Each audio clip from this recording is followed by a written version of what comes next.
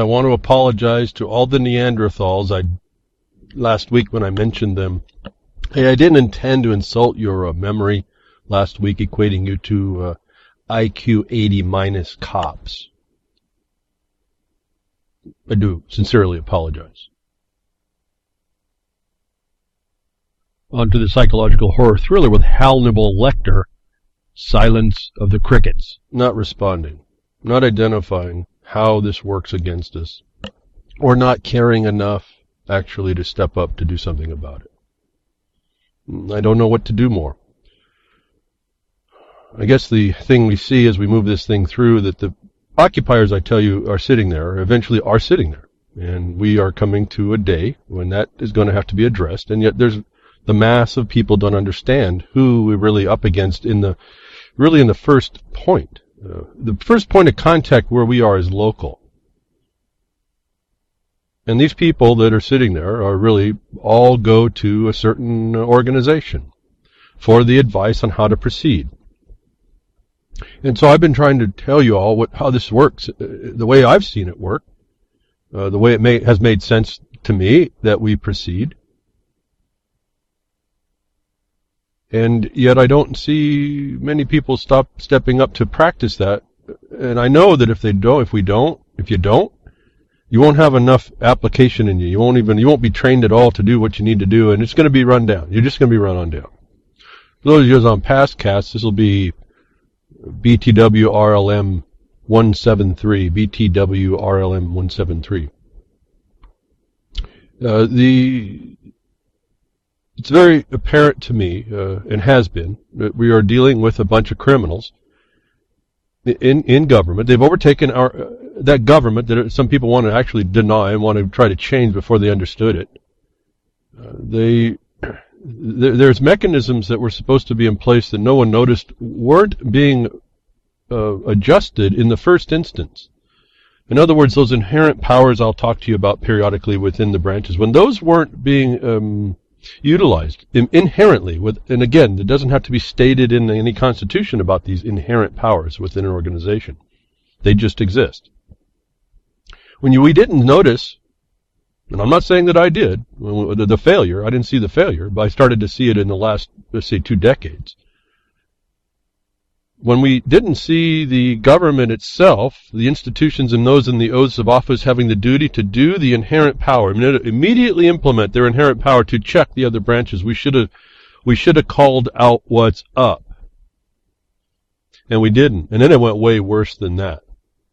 And to the point where these people, this one group that I can identify, and we have this is not my opinion, folks, believe me, when I say you have to do the research to find out what I'm talking about here, that I'm not talking from my opinion. They've admitted to us that this is the fact. We've identified the failure, we identified the occupier, we identified the usurpation, we called it out, they didn't respond. And this is their answer. They don't respond. They're just criminals. These people that we're talking about are just criminals. And I say these people, I can identify a couple of entities that real people are membership of, that have made decisions, whether they knew or not what's going on. And we funneled it down to where the funnel guides us to a few legal entities. In other words, all we're looking at is these legalisms, these corporate associations that are running our life. That we're crickets against when the first usurpations, and now I'm talking way long before any of us, absolutely I don't care how old you think he is listening to me, or how long standing you think your memory is, we weren't around. And there was usurpation set in place and methods of usurpation set in place that were transparent to everybody. That's why, again, we keep going on transparency, that we have not responded to. And we were required to do that. Again, it was up to us to keep those people out that would usurp our way of life. And you see, as we referenced before, the style of government that we are in, and it might be just a governance at this point, I'm not quite sure. It's really not organized government, is it? So it's a style of governance in a caucustocracy. The ruling of the worst We've allowed the worst into the seats of decision. And we've been crickets against it. And that's our failure. And that's not my rule. Everyone wants to seem to give me a little bit of grief about wanting to, there's not much we can do, or I've already tried all that and all this other stuff. There's no excuse against this, actually. There really is no excuse. We were required. There's no excuse against what our obligations and duties were. That's if we had a society we wanted to keep. Now, it could be up to your all decision, because I only have my part.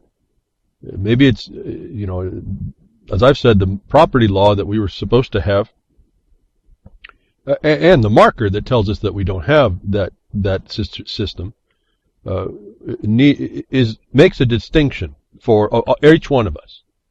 When we don't have that, and we don't have that law, we don't have remedy, and that's the whole situation. If you don't have remedy, you're just no different than the jungle would suspect upon you, and where we are at the crickets again, just the nature of it all, and how powerful is a cricket. Even a cricket shuts up its silence, its bliss when confronted. Only that's a survival mode, instinctual, non-reaction, let's hide. That is not if you can keep it. If you can keep it's an action phrase. It's a demand.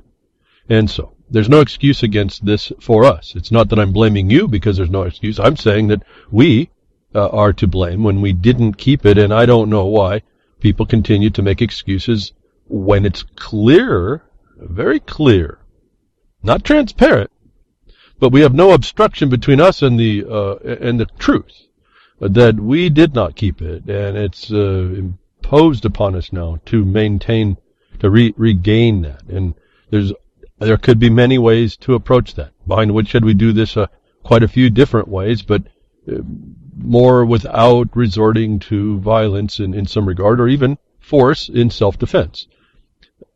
There's, I think, a better way at this, and I think it's maybe a philosophical idea. Yeah, we should use that hemp rope and a tall, stiff oak, That would really resolve things. That's what they used to do. They seem to have a lot less problems with these kinds of matters. That we've been so civilized now that we talk about it, but we don't resort to it. But I also feel philosophically, possibly, that we needed to grow out of that and do these things that where we maintained an integrity and a principle, and we impose that on those that were the wrongdoers.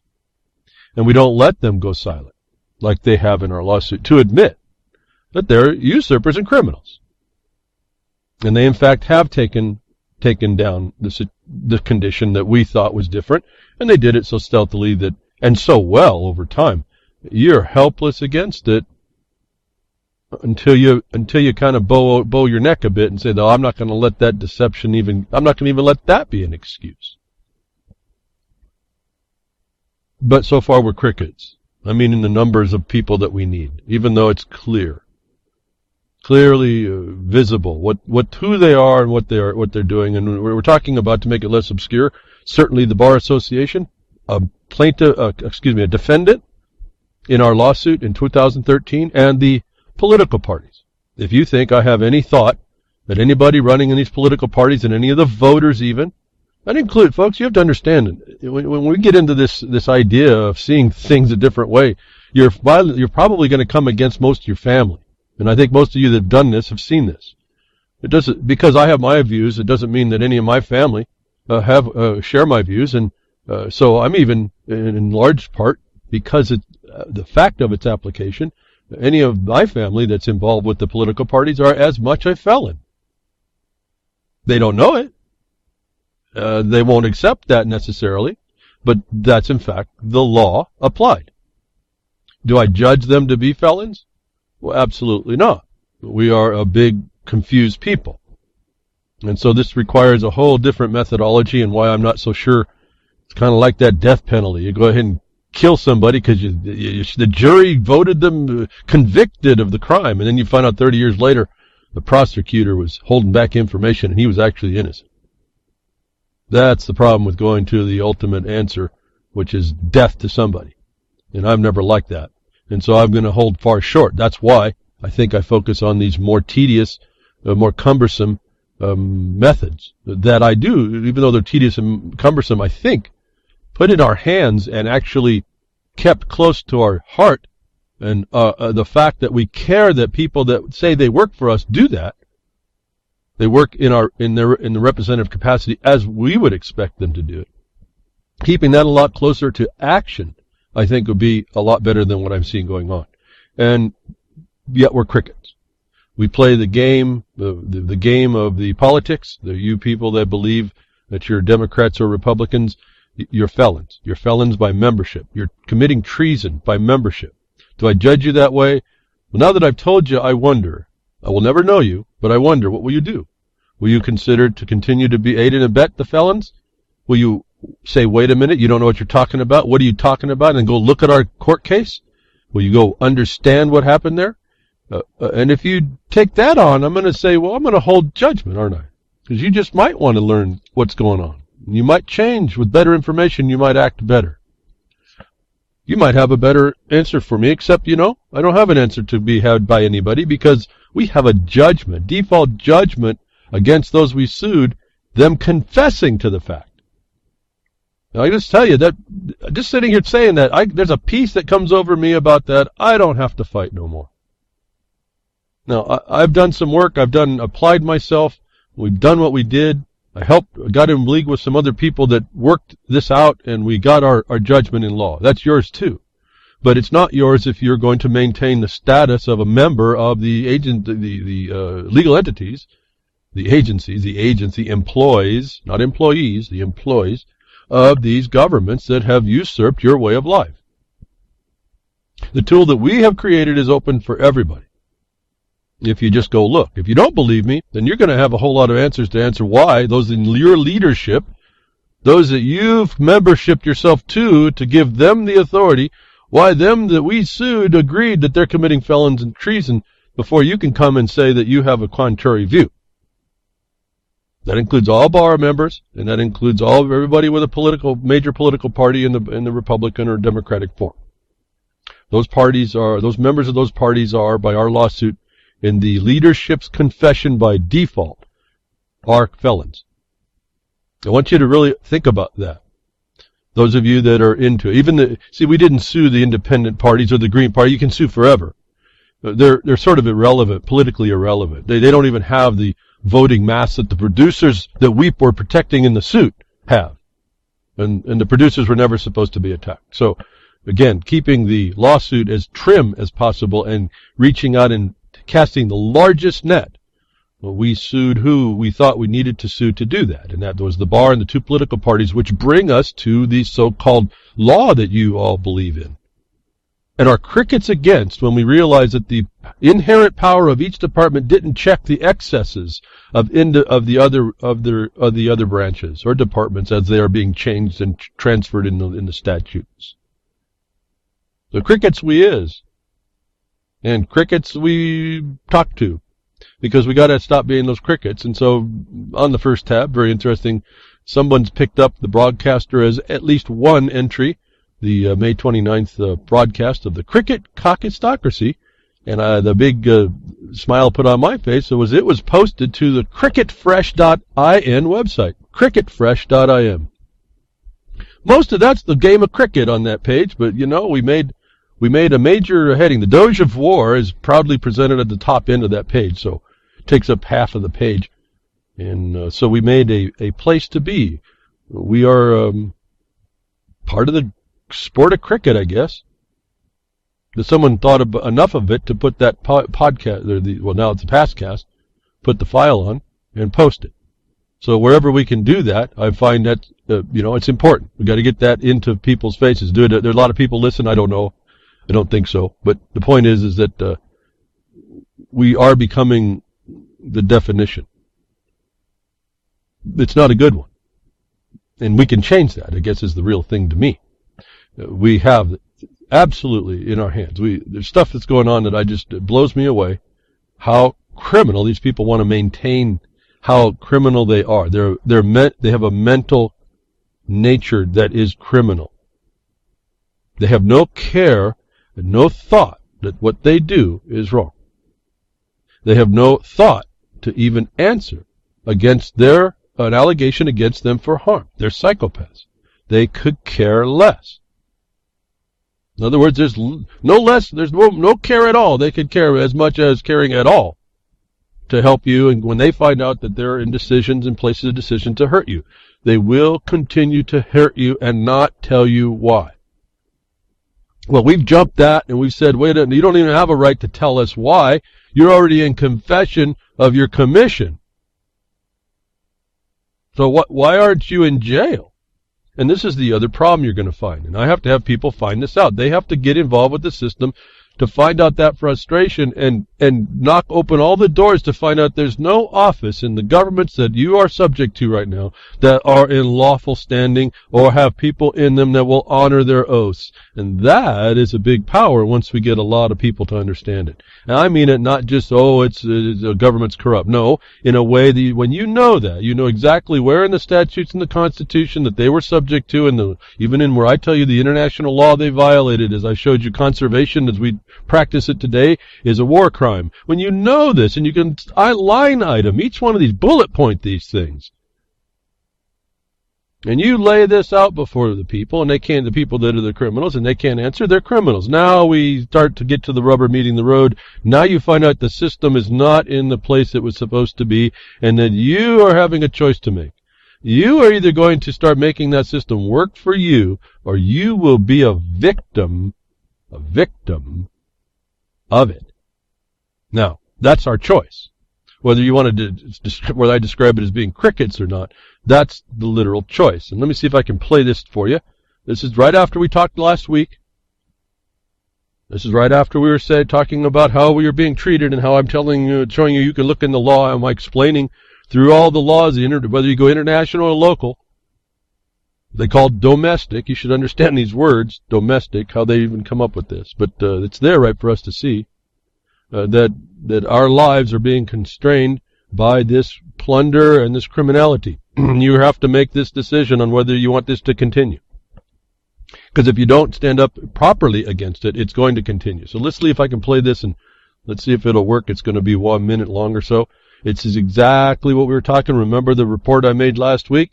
This guy is very lucky to even have the car that he was in underneath the new ruling that you can be illegally stopped and have your stuff taken.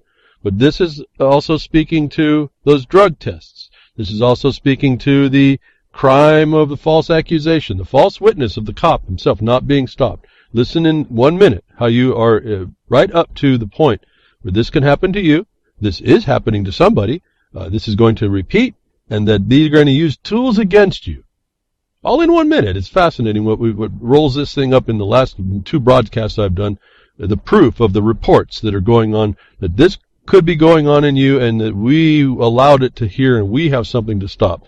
Florida cops mistake Krispy Kreme donut glaze for meth. Arrest man. That's the story. Well, listen to what's going on in the story and think about what I've talked to you in the last few weeks regarding who you're dealing with, what they're doing, how they're doing it, what they rely on, the evidence they'll allow, what the evidence the courts allow, and that every step of the way, none of these people in these different departments are checking to see, and they don't have a care to check that what they're doing is proper. And I've told you before, if there's evidence of people in jail for 30 years and 35 and 40 years, whatever now they are up to, that they were innocent men in jail for murder, and how many misdemeanors are going by that never see the light of day, or how many felonies that go through that are never checked for their prosecution, that this, at the level of a traffic stop, is the totality and definition of your experience with this system that should have never been here. Let's play it in a minute. Hopefully it'll go through. Let me know maybe if I can get over to the blog, the chat room at RLM. You can tell me. Here we go. It's a terrible feeling to go to jail and you haven't done anything. Tonight, Eyewitness News talked to Dan Rushing about his drug arrest last December in Paramore. Orange County court records show Rushing was arrested for possession of meth, but the case was dropped a month later after FDLE tested what turned out to be icing from a donut. I just don't want this to happen to somebody else. We obtained the incident report. It shows officers were called to a 7-Eleven off Colonial Boulevard in Orlando for possible drug activity. Police say Rushing was pulled over after leaving the store for failing to stop at a stop sign, then going 42 and a 30.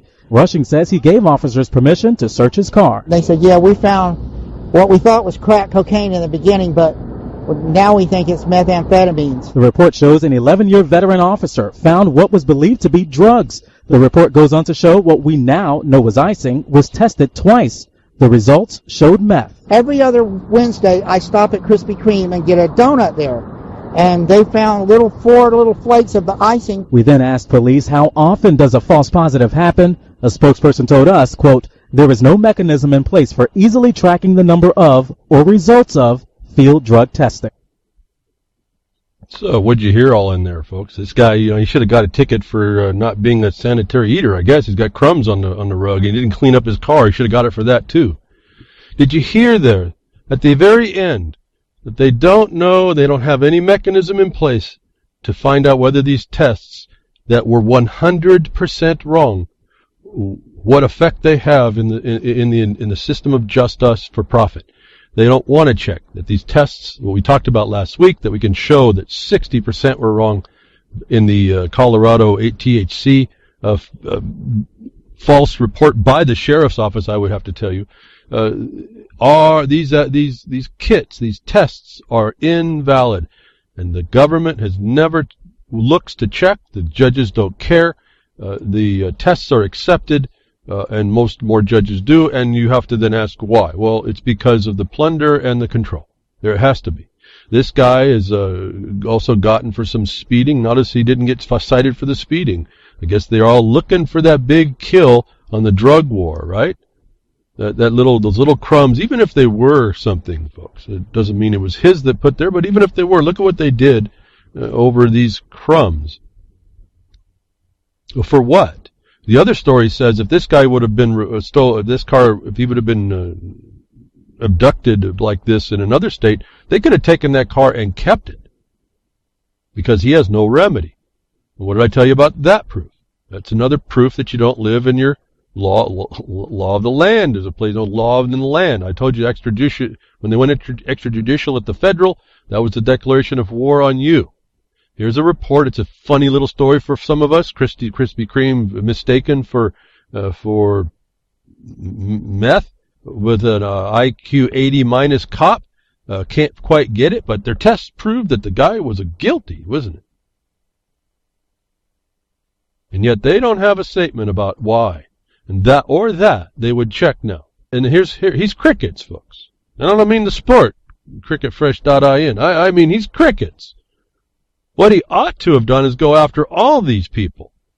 He should go after that test, after those testing, after the veteran IQ 80 minus cop, over the system that allows those tests, and then hopefully gather up some steam and go after the very false authority by which it exists, which is the war on drugs. It's another war on you. You can't even be eating a Krispy Kreme and be a little bit unsanitary, and it's going to come down on you. Just cause. No just cause, just cause.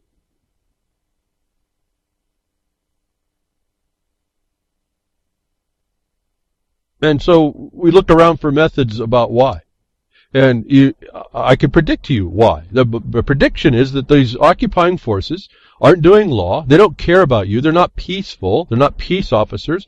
I mean, I've heard old people talk about the definitions. Yeah, to me, that's old news to me. We're working on now. I'm at the point of almost 3 steps beyond those definitions for sure on what does it mean and how do we respond to that now.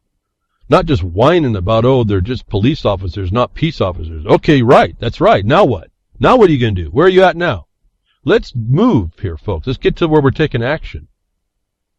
We would hope that inside the system they would do the check and balance, but they can't even do that in some regards, so we hear it this way. Dallas cop breaks rank, says blacks wrongly arrested to fill quotas, warns National Guard may be used.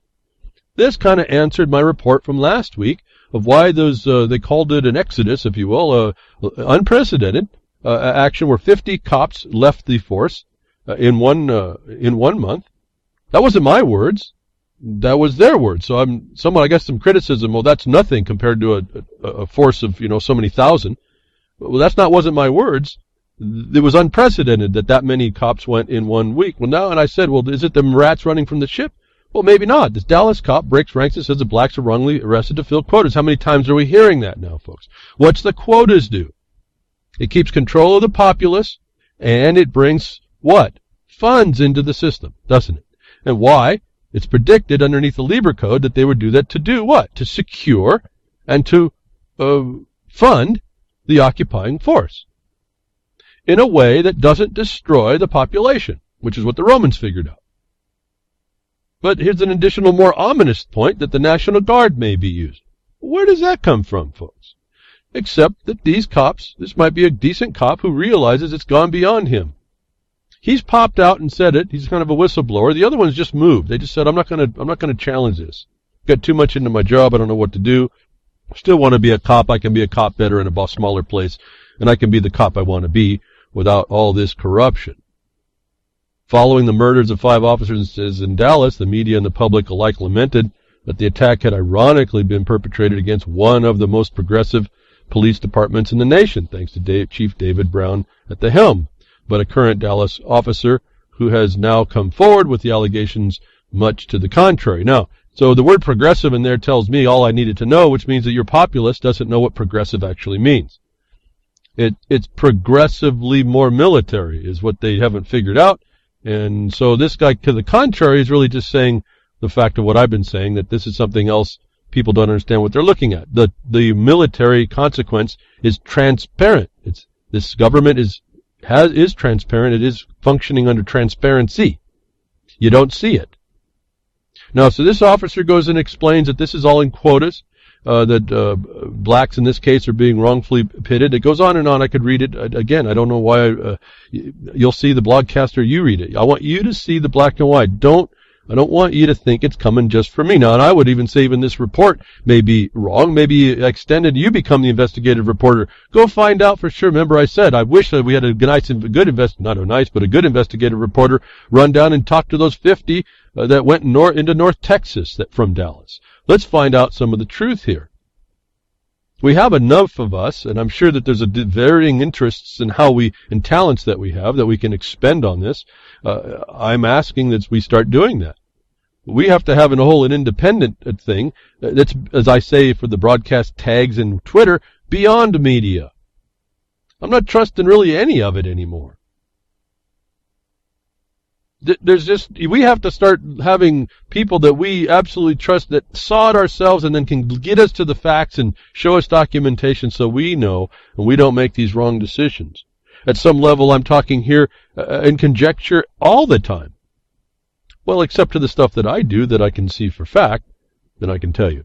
Which I can't tell you most of it because that's our ongoing battle, and I don't like strategies and tactics and facts that we do that we're using out. Otherwise, I could tell you some stuff right now that just happened.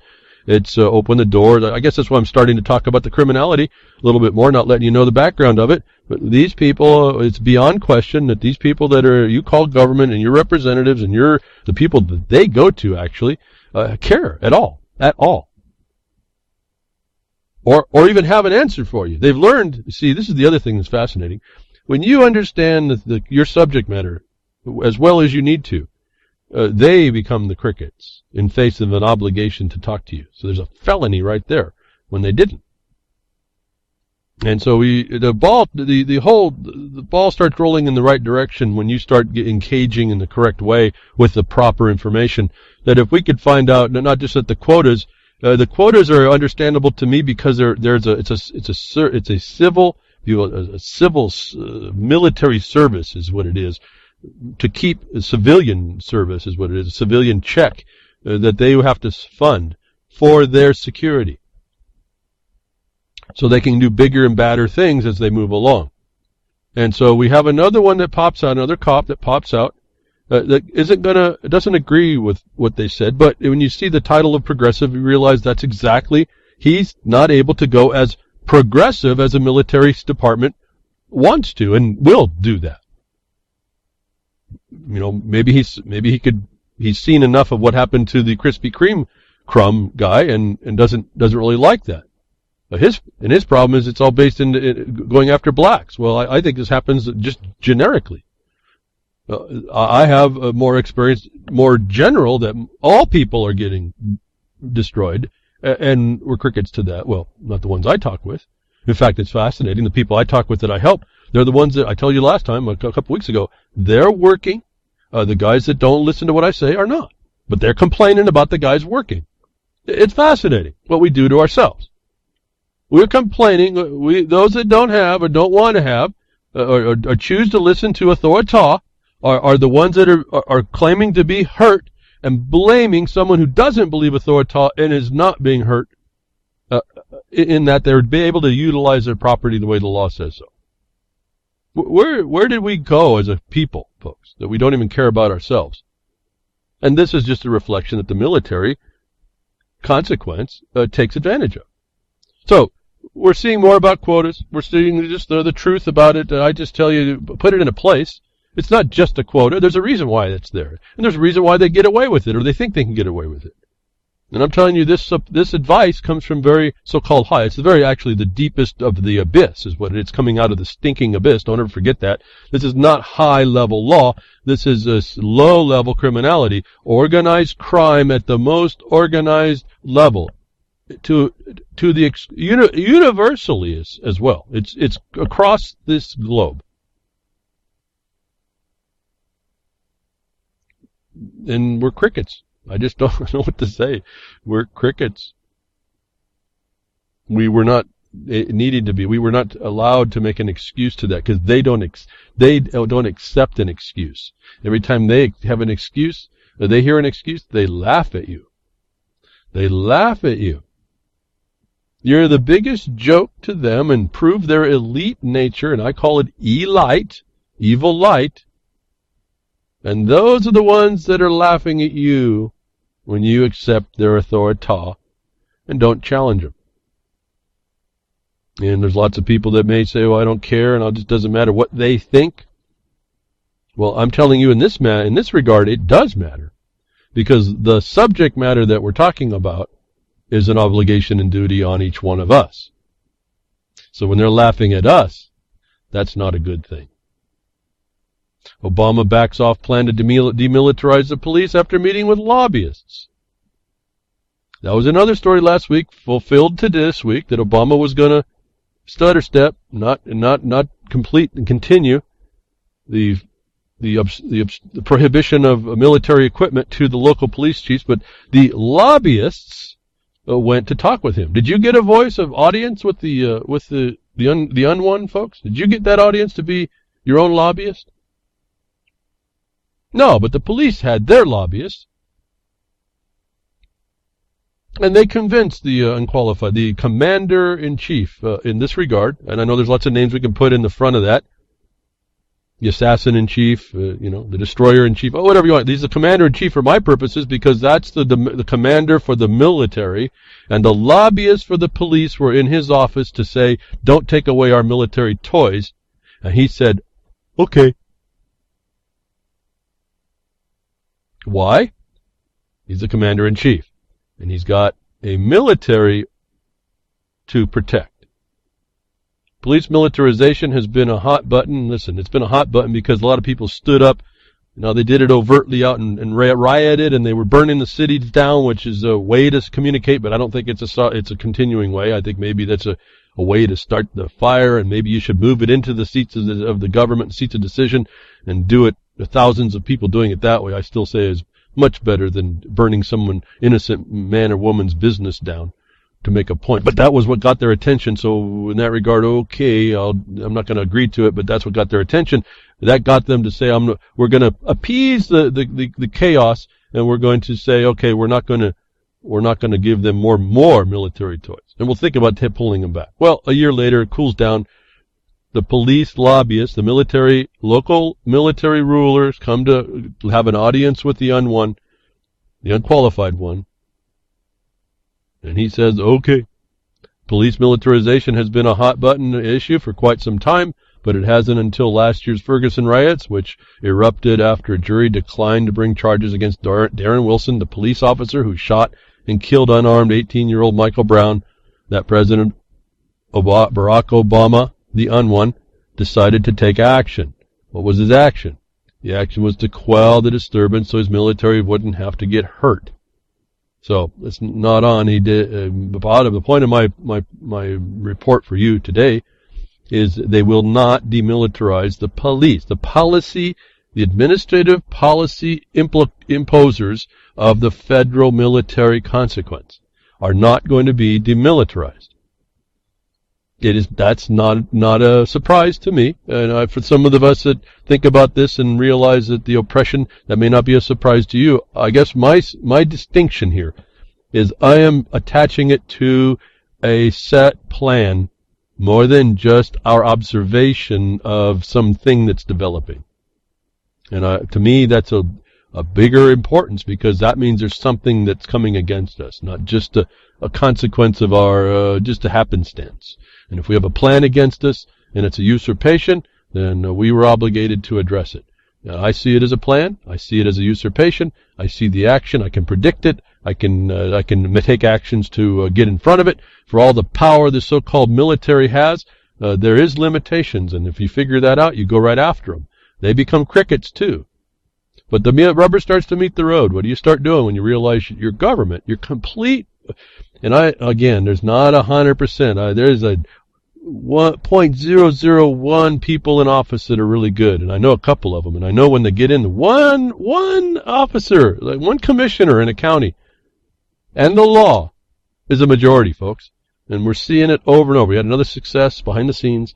I won't talk to you more about it. Just fantastic things going on behind the scenes. When one officer who knows the law is in and brings the law, that officer and the law can defeat the control structure, the pressure, the ignorance of the law, and the actors that are implementing it. Shuts them down. One seated decision and the law is a majority. I want you to think about how easy that is, actually, in consequence of what, like William Roberts would say, get in local, become vocal local. Become vocal local sounds like, start protesting and bring your signboards. No, there's a different, yes, get vocal local, but you do it in a seat of decision. You figure out a way to get into the seat of decision or to influence the seat of decision, and that's what the other side's doing. But you do it with the law. That way there's no defense against your actions. And there's every offense against someone who tries to offend the law. It's with the law. And it takes a little bit of rethought to figure out what that really is, the way it was supposed to be. But once you start to see it the way it's supposed to be, the ship in your mind, the ship of state in your mind rights itself. And everybody now goes to the bottom, don't they? You actually found out you're trying to be keyhauled, and you stopped that. You untied the rope around you, and you righted the ship, and now they're underneath. They were yanking you from a ship that was was capsized, and you didn't know it. Thought that was all your world, was the bottom end of a ship, but wow, there was a whole ship underneath you that needed to be righted, and these people were just the barnacles on it, causing you grief. So you get out, you right the ship as one official that has the power of the law behind you, and you stick really close to that. You don't go off one toe, because the sharks in that water will chew that toe up. They'll chew everything off that comes off that bright line that we call the law. They'll chew everything off that surfboard. Your whole world is the law is a surfboard, surfing a tsunami with a shark coming after you. Anything you stick off that board gets chunked. I mean, I try to come up with anecdotes of these ideas, even as wild as they might sound, to give you an idea how narrow is the path, and yet how powerful it is. The narrow path will still get you to your destination. And yet that narrow path is the entirety of how your society functions correctly. I'm not talking in perfection. I'm talking in the fact that there's things already there that lots and lots and lots of people deny, that really help us to identify things that we weren't told about, that clean it up really quickly. As I've told you, when you finally see for sure how that someone in official capacity comes against you and they use that official capacity to take out what is rightfully yours, or they hand it to the third party, that's a felony. When you see that, when you actually understand that, you realize how quickly this can be turned around. When we start understanding that we can't be the guy who is accosted and abducted and imposed and plundered by a system of wrong tests by low IQ people, of a system that don't care, and he's just okay with it as long as you know, so you don't get hurt by it. That was the wrong answer. Am I saying sue them? No, you don't necessarily have to sue them. You can take all these facts and you can be a bigger pain by not suing them, actually. Remember, even in the lawsuit that we did, I didn't do a monetary suit. I told you that's one thing you don't want to do, because what does it do? What monetary system are you going to walk yourself into that you're asking damages for, but the system the medium they've created for you? They have complete control of all that as well. So we went in as an injunction. There's no money involved. Just stop your crime and join the crime. And we're good with that. And that's a very quick process, because there's no real money damage. There's no jury to have to decide, is there? The facts come down. The law decides that. Well, now the law is sitting with the judge. So I said you take out the judge because they're the criminal. How do you do that? There's ways to do it. In fact, an email came about talking about the Bundys again. It looks to me, and although I don't know the filings, I have to admit I don't have seen the filings, but the imposition, the statements made or attributed to a Bundy in court against the judge was unfounded. And I assume I understand what his paperwork was, and he's doing the whole thing backwards and upside down. And Vince easily found a broadcast I did, I guess, way back in 2014, how fast time flies, where I've explained how all that was supposed to work, and no one's listening. You do it the wrong way. You get beat down and you respond the wrong way, or you don't respond at all, which is the wrong way. Against a military force that the commander-in-chief of the nation is saying, locally you're going to get your military hardware now. And New York brags about the taxpayer-funded shopping spree they're now on. Another article, New York City police have acquired $7 million in military-style protective equipment for patrol officers. Not peace officers, mind you, but patrol officers. Patrol troops. Do we have the wrong, we got to get the glasses, folks, to see who these people really are. In response to recent shooting attacks on police in Baton Rouge and Dallas. Folks, do you think more military force is going to stop what happened in those towns when you find out these are one-off people that are finally sick of the nonsense of anything and decide to take it out one day because they just can't keep it together anymore? As I told you what happened a long time ago. It's the wrong response to the wrong oppression, because they're not hitting the cause. And the police are not peace officers. That's the cause. That requires that they militarize up even more. So they come out and brag all about it. New York PD buys new equipment for patrol officers. Same words. Second story from a different source. Military grade protection. It's military, folks. It's not military grade. So they always throw these little adjectives on these things to make you sound like it's a little bit different than what it actually is. Don't let them do that to you. This is military in your towns. SWAT team, these guys are so jealous of their pride, they'll take any medal that they're given and won't give it back, no matter how terrible it sounds what they did was. Is the arrogance of the military force to speak against the civilian force to show you that there's no care, there's no empathy, there's no thought.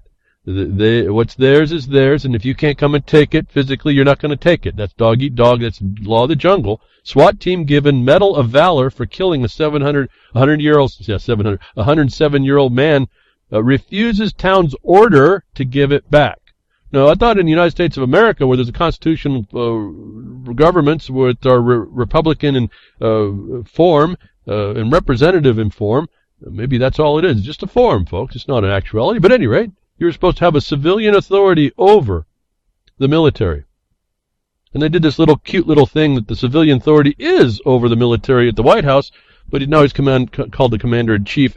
And there's these two parts in this schizophrenic guy that the civilians allowing the commander-in-chief to go ahead and buy some police lobbying, some military lobbying, their toys.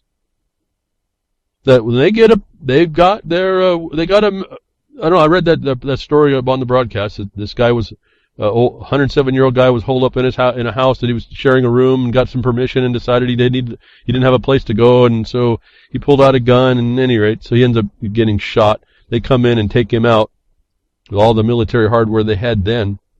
And so somehow the city gives him a Medal of Valor, and somebody who was in the city said, wait a minute, that's not right. You need to give that back. That wasn't valor. And they said no. That doesn't sound like evidence of servitude toward a civilian authority, does it? Members of the Pine Bluffs PD SWAT team were awarded life-saving Medal of Valor. Remember, this is a 107-year-old guy with a pistol in his bedroom. They had no other tool than to go in and kill him. Awards following in September 2013 standoff that ended with the 107-year-old Monroe Isidore dying in a torrential outburst of gunfire. Let it not be said the department is incapable of discretion. The awards were done with so little fanfare that the public, including Isidore's son and daughter, weren't aware of them until the Pine Bluff alderwoman, Thelma Walker, introduced a resolution on July 5th to rescind the commendation. It was shocking when I found out about it, Tyrone Isidore told the local ABC affiliate. I looked up valor, and I'm like, no, that doesn't fit what they did to my father, or my dad, asked Isidore's daughter. So, don't look up at your dictionary, it's what their dictionary is. So anyway, they've made a decision to do a rescission on that. The SWAT team will not capitulate. Will not just hand that back. Like they had no empathy to not take it in the first place. No, they got to have their little precious. See, they got to have that little value system because that's how low these people really are. That meant something to them. They could care less on the value of the word, but that little bauble made importance. And to the extent that they won't listen to a civilian authority. And again, that I use that term shows you the military consequences in action. Signs of the times. Riot control gear sales are soaring globally. So back to the global nature of this global occupation, the open-air prison, military concentration camp that we all live in globally. Riot control gear sales are soaring globally. Now, when you look at the sale, the gear, it's military, folks. So it's not just Ferguson. It's not just certain spots. It's globally this military control enforcing other things is global. I want you to understand the scope of this. When you start, you can't fight this at a global level. You can only fight it locally. It's everywhere. I told you, we're infiltrated and surrounded. It's everywhere. It doesn't matter where you go. Just go where you are. Understand you're in a military battlefield, and you better assess your enemy, and you better assess the battlefield before you take action, but take action. I'm just thinking about it just as I sit here, right? Pausing for you. I'm not pausing for you. I'm thinking. My mind all of a sudden said, we've been doing that for 10 years now. We're getting right in their face, and there's nothing they can do against us except that they have to become the overt criminal to do anything against us. Now, I can't stop that, but it doesn't stop me from jumping in their face a proper way. We've never had to use the Second Amendment to do so. These people are really just individually, they're criminals each. They are part of a bigger thing, but individually they can be addressed.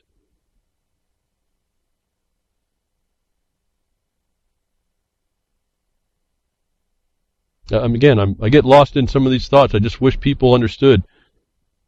I'm just going into my thoughts about this. How, it's really overwhelming at some level to understand how well they've played this plan. It's global. All peoples, folks.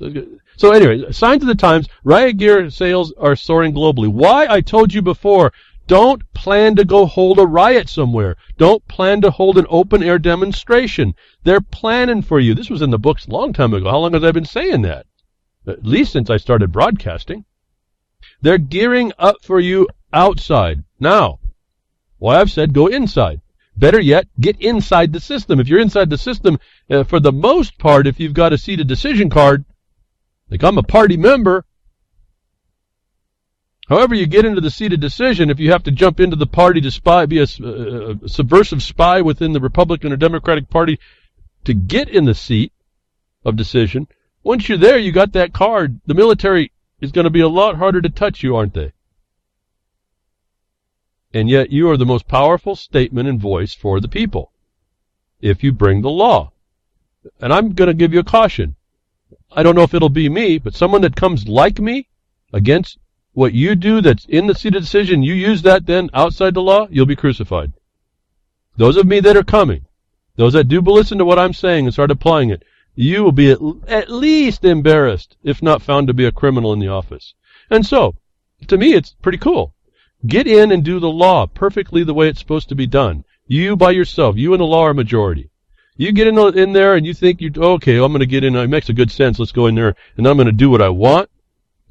You better hope you don't meet someone like me or those I work with.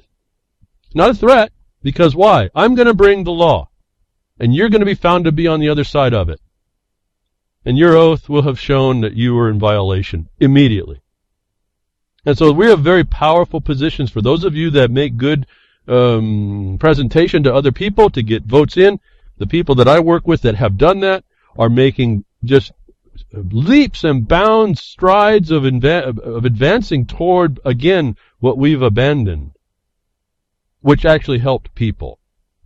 And the only way we can do that is to despite knowing we're in a military consequence and that you have these overlords called the Bar Association advice, they're all defeatable at the point of a verbal interaction in the law. And I see that all the time. That this is why I'm there. I don't know anybody that I deal with that's ever had a SWAT team come against them or more cops come against them. And certainly not in the seats of the government, right? I mean, not when you're at a meeting either. Well, no, I have to say I have seen one lady, and we've lost a great patriot, woman named Pam Hackett.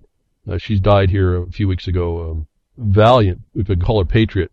Man, that woman, that'd be a woman. I told you I want a black woman as a president.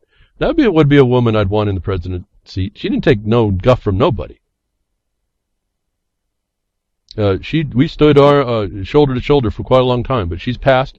We've lost a great ally in this battle of calling out. She's the only one I think who could get away with it. She's someone who sat in a court case and the judge made a decision and she called the judge a gangbanger and paid the price. I mean, she was put in jail for a couple hours. I mean, 24, 30, whatever. She didn't stop her. It's the way we all should be. I hadn't even thought about it until just this now, the value of one voice. And then she came to mind immediately. This is all it takes. She was outside, though. She was in the peanut gallery. She's in the peanut gallery in the court, and she was in the peanut gallery when she got charged for holding a sign up in contrary to what the board of commissioners wanted. And someone confronted her, tried to steal her sign. And she got hit for assault, and that didn't go over so well either. Lots of cameras were there at the moment, I think, if that's the story I remember. This is the way she was. This is what she was about. It was in her to care and to be there. Inside the system. Not one time did a SWAT team come up and do it. Yeah, okay, so they do false charges, but those are more dealable, easier to deal with than a militarization of a police force en masse. You take those numbers and you stick them inside the system properly and fix it. Don't bring your progressive nonsense that's just going to aid and abet it. Don't bring your terrorism, your violence. The terrorism to these people is the law. It's really pretty funny on one level. It's not funny at all, but it's funny at one level. Militarization turning to France into an autocratic police state. As we go global, we see this militarization of all the governments now is not even a secret. It's not even an open secret. It's what's going on. Every instance now is taken to militarize the global governments all over. That France is turning into autocratic police state. Now, this link I'm going to send you to is over to, I think, Blacklisted News, which goes on to Kurt Nemo's site, which is another website. I'm just going to give you Blacklisted News. I didn't want to go on to AJ's site. It's all nonsense stuff. The bottom line for me is the title. Why don't you just say to the why'd you say police state if you're going to honestly report this stuff? Why don't you say the military state? Why do you put on this adjective of sorts, autocratic police? What is an autocratic police state? Well, police is bureaucratic. It's autocratic. They rule themselves, but why autocratic police state? Why don't you say military state? It's the same difference. Why not speak clearly about this stuff? But the point is not just that, not just the watering down of our discussion, but France is going to militarize even more, as we were predicting before. All on these actions. Again, you see they do an action. We don't know. It just could be a false flag. It could be just somebody getting nuts and killing people. They'll take advantage of that to do what? Militarize their government. Everywhere. Where'd they get that, folks? I guess this is the problem. Where'd they get this idea that this was the way to go? That you create force and violence, and you prepare it to do more force and violence was the answer underneath laws that say the government's there for peaceful reasons. When did that disconnect? Why hasn't that disconnect been noticeable by most people? How is militarization of police with the ostensible objective of being under protection of property and rights, if you will, property and the rights of going to property and getting property, your livelihood, and doing it peacefully, how is that consistent? How is that congruent? That we would more militarize the government to impose these things that are ostensibly said to have been needing protection. That the whole globe does this. Every country does this. What is this, like a virus? And I don't bring that forward as too unrealistic either. But I mean, if it is a virus, forget the vaccine. We need to cure this thing, right? There's something we have to do here. I don't care how we describe it. Where is it that all this thing is globally happening? All governments are militarizing. When we profess that the West, so-called, is wanting to be considered steps toward peaceful coexistence. What the United States professes to secure to the people. Life, liberty, and the pursuit of property. I'll use the other sense instead of happiness. Happy, happy, joy, joy. No, property. The pursuit of property. That's livelihood, that's life, that's decision, that's decisions that's not regulated. They're supposed to secure that to you. How do they do that? And then bring in the militarization of not a peace force, but a police force. And as I've told you, isn't that an admission that they failed their primary duty and obligation to keep that from happening internally? Again, given that the police lobbyists went to the federal government to get these militaries, says that they've turned their attention inward. Another Battlefield America proof. They didn't keep it outward. And when they didn't keep it outward, and they required now that we militarize the police, that is prima facie evidence of a dereliction in the office of the federal governments. I say governments. Which one, folks? Certainly not the constitutional one. Militarization turning France into autocratic police state. No, it's not even turning. Did you miss that too? They are of military state. They're not turning into an autocratic police state. They are a military consequence, the police of which are the tool to keep administering the military consequence to some level underneath the perception of the people. That is, by definition, what you can read in the Lieber Code for occupying force everywhere it's under martial law. Again, doesn't have to be proclaimed. You know them by who they is. So why you water down autocratic police state to not say, listen, you're an occupied nation or a conquered nation, one or the other. What are you going to choose? That's your choice. If you're conquered, then I don't know what the people who talk about rights is talking about. People who do nothing, I don't know what you're talking about. To even have an idea there's a freedom or there's a thing to do or there's anything to do. And if you think that there's an oppression that needs to be stopped, then there's going to take a whole lot more than talking to stop it. I think, I'm not even knowing how trained are we to overcome that problem anyway. Lincoln pretty well solved all this for us. That's, I guess, my sight. If the southern states would have won, we may not be talking like this right now. Well, we may have been more responsible to keeping certain things. We may not even be the nation that we were, but at some point I think we would have come back because of the unity would have helped to protect us against the other occupiers that are out that want to take up more. This is the historic dog-eat-dog. The international law was supposed to kind of give everybody a remedy for that. But, that's just an agreement amongst nations who are able to defend themselves by the rest of the group. Because ultimately we found out the biggest bully was able to say we're going to go extrajudicial, and so everybody who's not judiciously able to protect themselves, I should say, is going to be one of our victims. And you see that playing out. Until someone steps up and says no.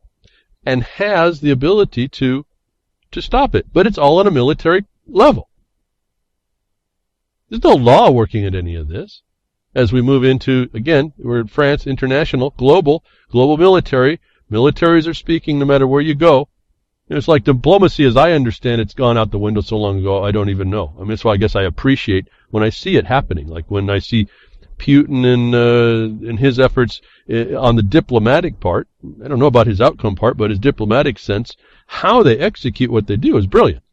How inept that we've become in doing it, the United States, I should say, the United States, how inept the United States appears to be doing it is just a big embarrassment.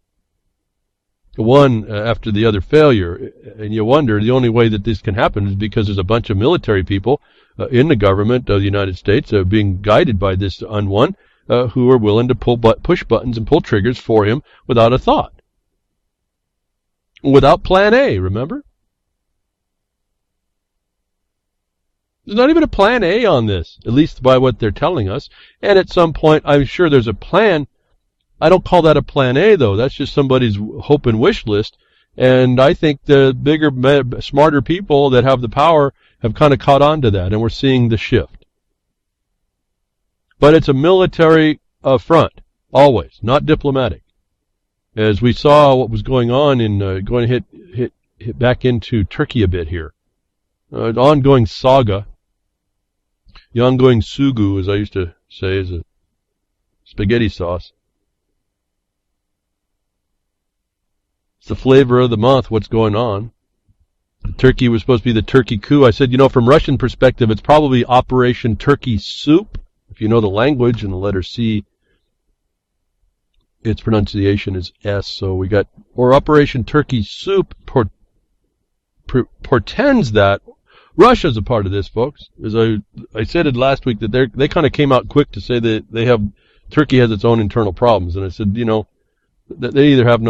probably have no clue. But the more I'm looking at the evidence, everything I'm looking at, as likely as anybody may try to prove to you that the CIA and Gulen did it, I'm now becoming more and more the thought and the evidence is as reasonably and likely that this is not even Turkey's game that I thought he was. Remember I said Turkey, this Erdogan guy he was brilliant. He might be brilliant, but I mean, it's now turning a little bit more different as I keep looking at things. The evidence that I see building, it's as likely that not Gulen and CIA, but Russia played this hand. And Turkey was convinced, Erdogan was convinced to do so. Because in the breaking news right now, and it has been released now, they're going to, with a new general coming into the American air base, Incirlik Air Base, was shut down from entry and output from the base into Turkey. And this is where the nuclear weapons are from the United States government, that Erdogan shut down access to that base into the country, because they then brought up the idea, and this was brought up as an idea through that same little startup news group called Newsbud that this was the coup, what I call now the Turkey Soup, Operation Turkey Soup, was like a pre-coup. And that there was going to be a second one. So interestingly, upon that suggestion, where did that suggestion come from, folks? I mean, I got real questions about all these news people. But at any rate, underneath this ban was this idea that there was going to be that there was a second coup going on. What was interesting, if you got to look very carefully at who's bringing out the information. Most all this information is generated by the Turkish government. Most all of it. Reflections of what's going on I gathered from the Twitter line as I posted. It's now news for all the world to see how I came to my conclusions that there was something a lot different going on. From the people that were looking at there and having an insight that I don't have. And just taking that and moving, it showed me that there was something else going on. That I told you that this guy, Erdogan, is either the luckiest fool and politician we've ever known in the history of the world, or he's a genius. Or now I'm going to add, or he's listening to geniuses. And so you look at who's going to, who benefits. Well, I told you Erdogan on the initial side, Erdogan can't lose in this. There's no aspect of this so-called coup. I can't even recall it a coup. The coup, in my mind, is what Erdogan did to bolster his position and give him the ability to pivot to a new alliance that his political senses tell him is much more conducive to what Turkey needs to be than it has been. That the Incirlik base is shut down, at least shut out, and that interferes with the is action on the United States. Benefits who? Certainly benefits, from the excuse that Erdogan gives us, it benefits Erdogan, but it also benefits the Russians. Now, this has been lifted. This closure of the Incirlik base has now been, the recent news is it's been lifted as a United States general is showing up to look at the place. So there's an interest. There's a problem. Notwithstanding the fact that all these nukes are sitting over there. What is that? But I'm not going to get off. That's up for us. We can have that discussion. It's all philosophical because the reality is they're there. There's now a concern about them. There's a pivot going on, and I'm not so sure that Erdogan's that much of a genius that he was persuaded to do different and by better reasoning, and you're watching that happen right now. And this is actually maybe more, in my mind, as likely, again, conjecture behind the woodshed, as likely a Russian move. And this is brilliant. It's absolutely, at that level maybe I'm making up brilliance for people, but this is just, I've seen it play out in other places that there's brilliant people in the world that do this stuff. It just confounds me that I can still realize their brilliance and their action. And so I'm going to go with that ignorance, if you will. That this is as likely a Russian Operation Turkey Soup. Again, look at that. Turkey soup. What's in a turkey soup? Well, turkey's going to be in a turkey soup. There might be some turkeys, too.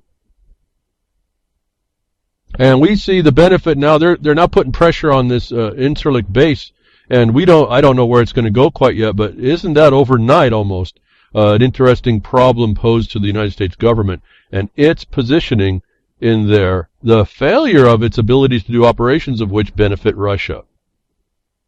We see lots of other agreements coming down in Russia. We just saw a new energy agreement go to Iran and Russia. Turkey has their own. It looks like maybe that South Stream is going to be reopened back up.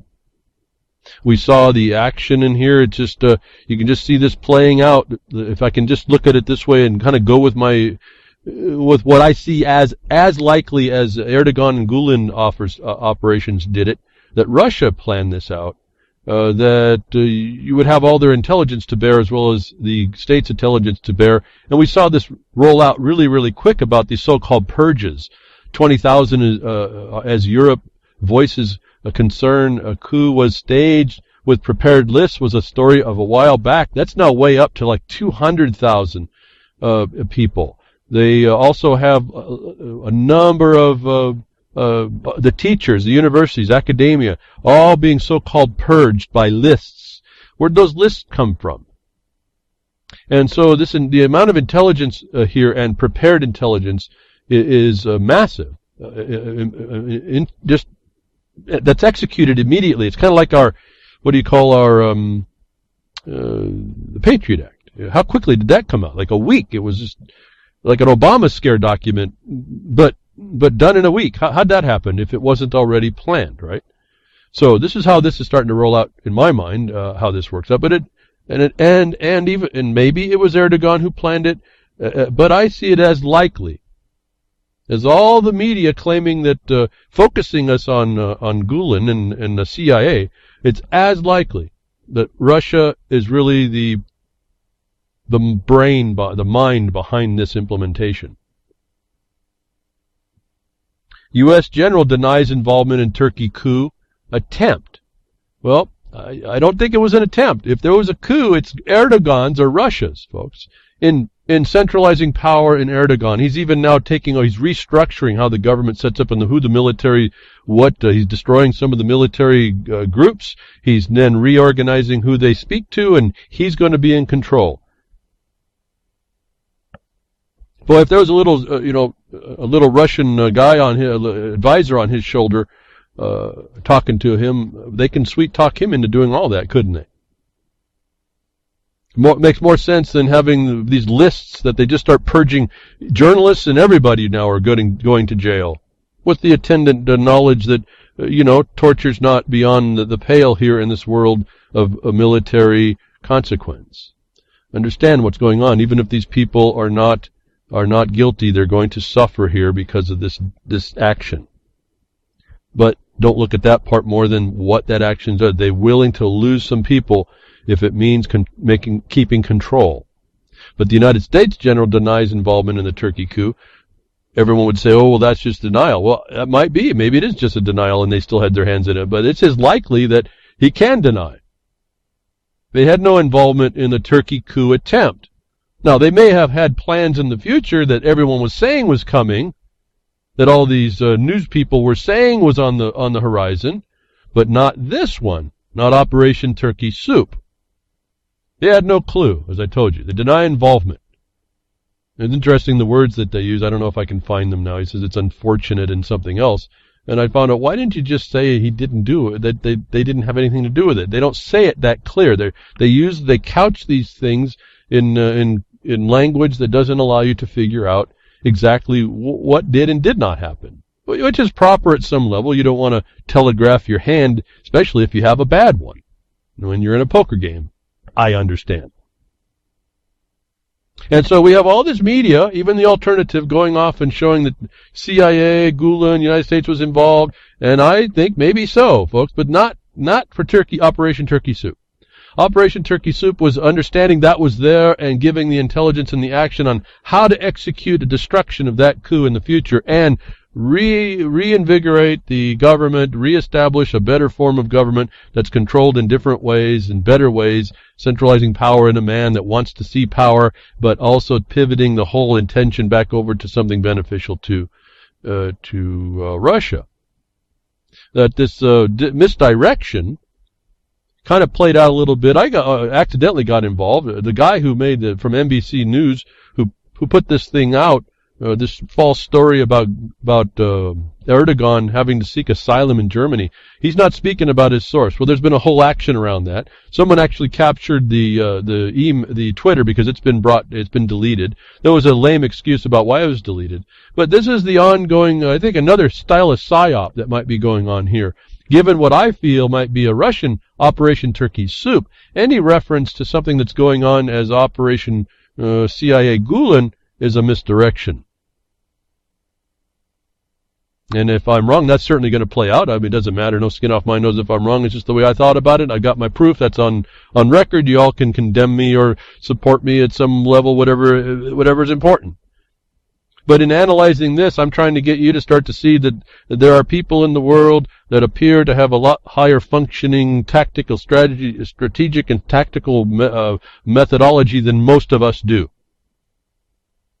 that this little psyop going on, even within the alternative media, so-called, if this is not true, it's a record now. We get to go there. I'll give you the link here later, that this Kyle Griffin made this statement. I got involved accidentally by just posting his statement to somebody because someone asked, well, where is the post? I just posted the link, and the guy blocked me.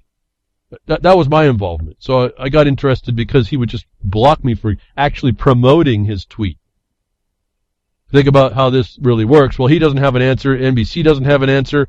Supposedly, although I didn't see a letterhead, the Turkish embassy gets involved in all this to try and point out. Well, that just seemed to me that's just invoking the Turkish machine, the governmental machine, to focus attention on the hand that it's doing the magic against you. And so then we get now a big buildup around this Newsbud organization that's supposedly predicting the future, a future predicted by most every other expert except to how it executed, as I pointed out to you in the past broadcasts. But a crowdfunded news startup, Newsbug, nails NBC for planting CIA intel during Turkey coup. Well, if it's Operation Turkey Soup, then all this is not really true. Yet, there is a need. Now, see, here's the truth of the need. There's a need to get the media to start telling the truth. And so here you see here the nested use and utility of getting you to agree with a movement of sorts that it does need to be done, but on a false narrative, or potentially so. I'm open to the fact that CIA and Gulen are that inept, I guess. I am open to that, but it just doesn't seem to be as plausible. Maybe I'm just trying to see more excitement in the world than a bunch of idiots just kind of falling over themselves. However, I'd rather work that way and really honor the people that may actually have this genius in them and not disregard that because that could hurt you than to pop up the actual ignorance and buffoonery, because that just hurts you. That just by accident that'll hurt you. Anyway, Texas shifts toward Russia and grand chessboard was a story just came out here a day or two, kind of going along with not what I'm saying, but my general, and I'm on record of this before it even got there. I wasn't saying what I was saying because the media was saying that this was an Erdogan plan. I'm now actually moving to say maybe this was a Russian operation. And then you see this story, Turkey's shift toward Russia and the grand chessboard was exactly what started to come to my mind early on. And you see the pivot. The United States is not the only one that pivoted to Asia. It looks like Turkey's pivoting to Asia, but in a whole other definite way that is certainly not conducive to NATO, the United States, Europe, the European Union, although Russia can tie the European Union to Russia by its supply. So don't ever forget that. There's no loss here. This is repositioning. Interesting story, though. The title kind of caught me. Someone else is seeing this shift of Turkey to Russia, not because of the way I've done, or looking at this through the whatever analysis I can say I've done here, but because of the recent discussions between Erdogan and Putin to change all these things around that looked like they were dead. All these energy policies, these trade policies, the money financial policies are shifting. Again, I told you one of the indications that something happened was his Erdogan's apology about the jet being shot down when he said that wasn't going to happen, right? So there's a pivot going on, a big shift going on. But I think we're seeing who is being favored right now. Erdogan can't lose in all this. I think he was shown that, but he was shown that not because of maybe not necessarily he was the planning genius. He may be the genius to be able to implement it. You see, he's deftly applying whoever had the plan, deftly applying it to now cause this shift, which benefits Russia as well. I don't know of any downside either to Russia in this gameplay. Looked at it from a gameplay position. It's pretty brilliant if you look at it that way. There's a bunch of buffoons, and folks, here's the other problem. I told you, buffoons will hurt you.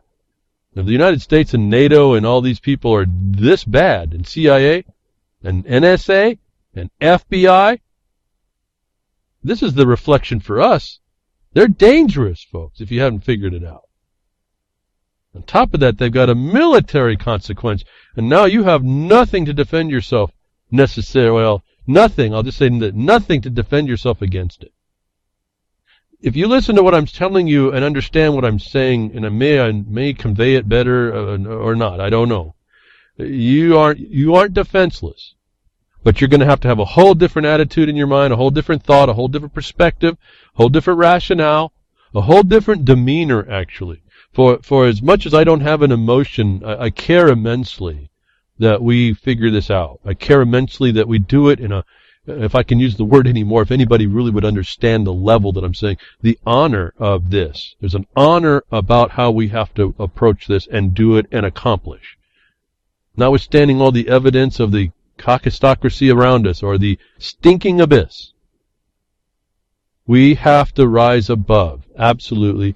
That takes flapping our arms or something. It takes crawling out of the sidewalls. It takes something.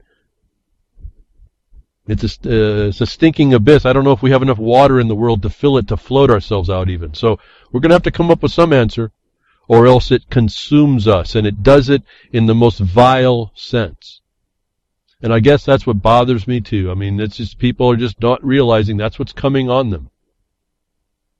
It's coming on them in ways and by methods that they are totally oblivious to. As much as I was telling you the Twitter and all that, I'm real hesitant on the Twitter. I really don't even know its purpose at some level. I'll Twitter some stuff out, not have no response. Okay, fine. Maybe people are not I'm interested in these odd little things that no one's really responding to. Or, I see that, that's cool, but not enough to respond. But it's this function. I go, this is a big data. I already know that. And so I do not a lot of self-censorship, but I do some. I don't want to give every secret out to these people.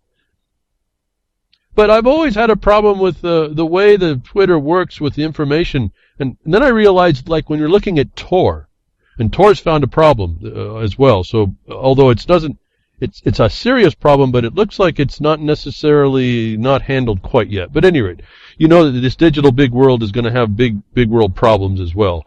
That there's techniques that I wondered, who are all these services you go, like on Twitter, all these people, you go and get free this and free that, and in one of these things is these URL shorteners, these companies that take your links and they shorten it down so you can get more characters or on your Twitter, because they only give you 140, and that looked like a trap too. And now it comes out. My concern, although there's not much to do about a shortener, it says that what you don't know can be used against you, and now it's out through Motherboard. British spies used a URL shortener to honeypot Arab Spring dissidents. So when you used the URL shortener that the British government set up for you to use as a service, you were actually tying into their system so they could track you and everything you did and said and all that stuff. Well, to me, that was just an extension of what the capacity of what all the things we don't know can do anyway, these corporate interests as well. That when I was looking again at the Erdogan, what people call the Turkey coup attempt, how they came out and said the coup plotters was such a stupid term in my mind somehow, pointing to Erdogan doing it, right off the bat, and I just didn't have no information that these kinds of terms come up, and you say, well, maybe the Turkey government is providing all this information, and for the most part they are. Look at all the sources of Turkey government, that this could have been coming out from the Twitter as well. They set up a thing, they give you a link, you take it, you start sending it around, they find out all who you are. And it's all going 100% into their server systems, into their computer systems. That they're utilizing these URLs, you don't know now, with this proof, you don't know your URL, even your URL shorteners, aren't a surveillance tool. So here it is. British spies use the URL shorteners to honeypot Arab Spring dissidents.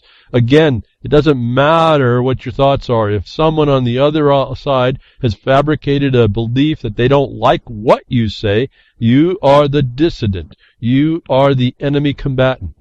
And these are tools that they're using, that we use, that we are messing with, that they are using against us. That if you don't have a knowledge of that, one day you may very well be someone who says, knocking on the door and they want to know about you. You want to know how'd you find out. And they don't care about answering your question. They're going to go see what they can steal from you and how bad they can treat you.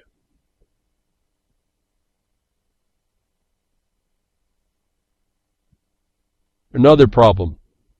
You get on this digital consequences, silent weapons, quiet wars, the digital place in the world, they have a position for you to plug yourself into. And we have information that goes out. Not only do you have these honeypots which are around the government surveillance and all that, then you have people that are do-gooders. And this one kind of bothers me a bit, that you don't think beyond yourself. And this is what can get you in trouble by a third party and you don't even know it, especially when you start tying in that you're clicking links or talking to people or sending emails. If you don't think your emails are in the same problem, you better start really thinking again. All your chats, all the stuff you do on the internet is has the potential, if it's not being all absorbed and sucked up like a big vacuum. And gentleman who had Revolution Broadcasting explained to me, as little information as these chat rooms, all of them, all over the world, create digitally, actually, they're easily vacuumed up.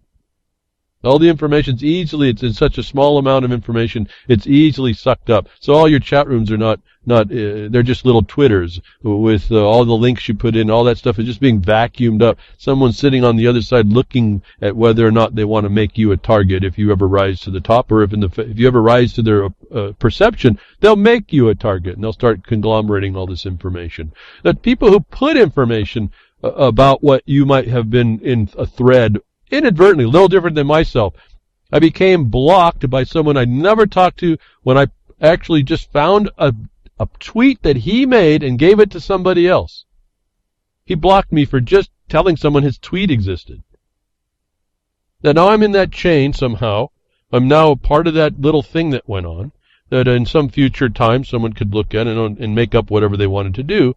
That someone looks into that, grabs some information, and then dumps it on WikiLeaks. Doesn't care to look at what the information is prior to that, and a sequence of events occurs where that information, which really ought not have made the public medium, was made public. And that puts people in harm. This happens to be with an Arab issue, Arab type spring in a country where the women are not treated so well or very strictly constrained. The information of women, of their house, their phone numbers, of which got made public. It wasn't until after someone said, hey, did you know this was there, that they realized they shouldn't have done that. There's the problem for us again, that people who think they're doing right to make disclosure, to make everything that they think is transparent out to the world, puts people, and particularly if you're involved, you, in danger. That to me, that's like telling a lie on someone. That's like opening their doors and letting people come in and rubbing through their house. You don't put people at risk, and yet this is the danger that's going on. We have evidence of it. Someone who steps forward to so-called take responsibility for his error. I don't know how he pays for this later. I don't know how he covers the damage that may come out, but the who and how of the AKP hack dump and WikiLeaks release is a discussion on someone who gets involved with putting up a hack dump that he got from someone else into WikiLeaks, gets published in the public sector. They find out there's women's names, addresses, phone numbers, and all kinds of stuff that was really private to those people. They had nothing to do with the government. They had nothing to do, but someone justifies it, says, well, if this makes the government more responsive to protecting that information, then it's worthy. It's really not, I don't think, a decision that they had the right to make. That I want you to be aware that by accident and do-gooder interpretation without your consent, something you're involved with in the internet or by digital transformations will and can be brought forward, and then it's interpreted by other people. This again, now we transcend IQ 80 minus, not just into police and some NSA, some so-called college-educated NSA and FBI agent who's dumb as a post, could care less about the law, who listens to an attorney to tell them what the law is, who deals in subject matters that they have absolutely zero knowledge about. And then when you hear about the stuff that they're supposed to have, like in the Clinton cabal, They look past the most important parts of the law to give license to themselves to commit treason. When you're dealing with these kinds of people and this kinds of information gets out, you have to understand your risk, your liability, and what's going on. And this would not necessarily be damaged like this had we not allowed a lot of this military infrastructure to gain the type of hold it has and has gotten and perpetuates against us. So there's things that you can do. And where I've been talking to you about the fact that I'd rather not see us do the ultimate response that the government has given notice is for our right to do, which was really defeated when Lincoln defeated the people in the states wanting to secede from the Union. That was pretty much cut and dried. That's where this military consequence gets its almost permanent conquest-looking hold on all of us. That we have this idea, though I would rather not see it executed at this point because I think it's a crapshoot. It's a gamble, risk, big time, and we've seen it we lost once. As a people, we lost once, and it didn't turn out good for us, even though it didn't seem that way for a lot of us, and at least in my lifetime, it seemed okay until we saw the slide into the stinking abyss. I was able to witness that. They made it look like we were going up, but we were actually always sliding down because they were undermining the principles of the nation by putting an infrastructure that was never going to continue to look at it, and we weren't diligent enough to enforce that and keep it. That commentary, I've had some discussion about John Whitehead and what he does, Rutherford Institute or .org. He's an attorney as well, so I'm not so sure about that part, but he has some good insights generally. I don't necessarily agree with him on a lot, but his insights, I think, are there. He brings up another one. He says, there will be no second American Revolution, the futility of an armed revolt. Kind of spoke to me, speaks to my sentiment. I wanted to pass this on. He's telling you that, again, as he writes the book, I think he wrote a book about the American battlefield as well. So he's understanding this. I think he comes from a slightly different view, which is fine, but I don't think it's definitely wouldn't work in what I do. It doesn't work, what he thinks. However, he broaches the idea. He tells you, this is the Second Amendment. There will be none. America is a ticking time bomb. All that remains is to be seen as who or what will set fire to the fuse. And so, more importantly than anything else, he's saying it's in the moment, folks. We've got an arson that spread the gas, and he's looking for the match, folks. We don't know who the arson is. Well, I can tell you they're all around us, but they're trying to they temper that. They keep that match just very close, and they just hope they're outside. We're hoping they're outside of the vapor trail, that it doesn't ignite without their actual plan. They'll do it when they can do this. This is how close that John Z. Whitehead is seeing it, but he's talking about the Second Amendment problem. He goes through and does his discussion on this. I think it's valid to listen and look at it. The overall sentiment I agree with. We're in a bad position here if you think your Second Amendment is how it's going to work out for you. And what I find interesting is all these people that talk that way have never been in it. I don't mean going to war and being trained as a soldier. I mean in a local, your so-called domestic capacity. We don't know the dynamic at all. We see evidence of the wars outside. That doesn't mean that's going to happen for us. And it certainly wasn't, even though it was so-called right, as I've said back in 99 or so, I think we're like drunk. And we don't want to be, operating that Second Amendment while we're drunk on our ignorance. The futility of an American revolt. Well, that's strong words here, and maybe so, the futility of an American revolt, but we have to take some action. So it's not going to be a revolting action.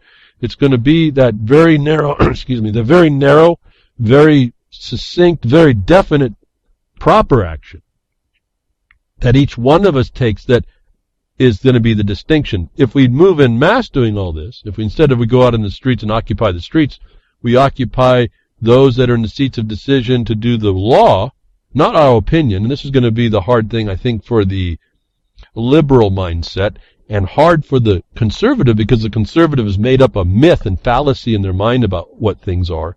And so I should have just insulted everybody that's a listener that has any kind of thought about that. those things. Anybody who's actually doing something will know what I just said and not be insulted. There's a certain way to do it. It doesn't fit on either side. It doesn't have a left and a right. It doesn't have a particular view. It is a very particular thing, but it's all been done on an objective place, which is this law, that not the legal, but the law as it was supposed to be applied. That hasn't been. The remedy that's provided in for, that's been now obstructed to us, that has to be broken down. That's not going to be the Second Amendment to break that down. What they want to do there is they want to frustrate you so you go and do the civil unrest out there where they're now telling us that they're spending money globally. You're not going to go anywhere without these people being armored up. And so why would you want to go to a fight when you have as one of the statements, I didn't even read it, it says, we're not, in New York, we're not going to go to a knife fight, a gunfight with a knife. We're not going to go to a gunfight with a knife. Well, you may not understand, but a knife can kill somebody with a gun. So, I mean, I don't know about that logic. However, they are gearing up to stop what they think is an inferior action. I'm saying don't even be there. Let them stand there in their hot, sweaty old equipment, and you're going to be in the cool of the buildings and with the air conditioning, speaking to somebody calmly and on the point, and persuading them into understanding that if they were going the wrong way, they have a duty to start going the right way and show objectively in the black and white which way that is. And we can avoid this idea that, see, he's speaking to John Whitehead, speaking to the fact that people are talking about actually doing a so-called Second American Revolution, utilizing the right of the Second Amendment. And he's trying to give you an idea that maybe that's not necessarily the right way to go. And I'm here to say then, but doing nothing is not the right way to go. And so in between is going to be our answer, I suppose. And the Second Amendment is slowly being eroded in silent ways, which you have to be aware of. So at the point that you are disarmed, let's say, unless you come out for the reason, and then you're going to be defended against, because they're going to take the higher stand that you're against society and you're a lone wolf, if you will. That they're slowly taking away your right to have access to the weapon. No one even know how to begin arguing this one, as I have offered ways to do this. But again, as I said a long time ago when the Patriot Act came in, what they criminalized, they enemy combatantized a misdemeanor. And now we see the reflection of that. The Supreme Court rules misdemeanor domestic violence conviction enough to lose the Second Amendment. Now, I'm not going to go through all the discussion on all this, the way this works. This is just the reality that you're living with, that they take a misdemeanor, in this case with domestic violence, and I can't tell you that I don't agree with some of this about taking people that are not kosher or cool, not able to deal with their spouse or their significant other, their partner for life, whatever you want to call the people that you live with, that you're supposed to live and love with and carry on with. I don't know about this domestic violence thought. If you guy that does that, or even a woman that does it, you need to go seek some help. So it's not about that part for me. That needs to be fixed. But taking away may be a rational response to someone who's completely irrational about how they respond to other people. But this is dealing a higher level of law, that they have the ability to take away your Second Amendment right. When it comes down to defending yourself against the government, now where are you? And don't think this is a small thing. We hear about all the millions of guns that are being bought and being possessed. I don't know how many of y'all have 10 guns. I don't know what you're going to do in a firefight. At any rate, I know I'm going to handle a couple, I suppose. Drag yourself on the ground to carry the rest because it's so heavy with all the ammunition you need. And maybe hole up where they can send in a hellfire. But all these things have their downside. That when they take your ability to fight, I guess I'm saying, what do you do then? So my idea would be, okay, why don't we learn how to fight without the weapon and still be successful? And I think we're going to be a whole lot more powerful. That this is coming to tell you that they're showing you domestic violence. It's reasonable, if you will, if I can say, it's reasonable to take a weapon that can instantly kill somebody, like a gun, even a knife. See, a knife is involved in the Second Amendment. Don't think a knife is not involved here. If they find you with a knife, this will be a violation if you're a misdemeanor. A mere misdemeanor, losing your constitutional rights, so-called. But you will have to learn to fight without weapons. It's kind of like when I learned how to ski. I tried to teach myself how to ski for a whole weekend. Wasted a whole weekend trying to teach myself how to ski. But the second time I went up, I decided I was going to get help, and they said, here, we're going to take your poles away from you. If you can learn to ski without your poles, then you'll know how to ski when you lose your pole, and that's going to be really important because you're going to lose your pole. And you know, those simple little thoughts that you don't think about as someone trying to take it on yourself, you know, they made a lot of sense after you started to do it. They took away our crutch, and I had to become a skier without the crutch. So when it did happen, I did lose my pole because you get a little excited and start to do all kinds of stuff which are just because you're such a great snow skier. You lose your pole. Then you say, who cares? Maybe I'll go down like a snowboarder. That's where you start learning. We got two skis. It's like a snowboarder. I don't need a pole. Now they become in the way, and I found that out too. So, point is get rid of your crutch. If you think the Second Amendment is going to be your answer, I'm saying it's a crutch. Start to become effective without that. When it comes to time to use the other weapon, then you'll have done everything you can, and you'll know that that's the last defense, and you better be using it now. And that should have happened already, and it's not, and that's our problem. We don't even have that awareness that a misdemeanor is taking away your rights. Because, why?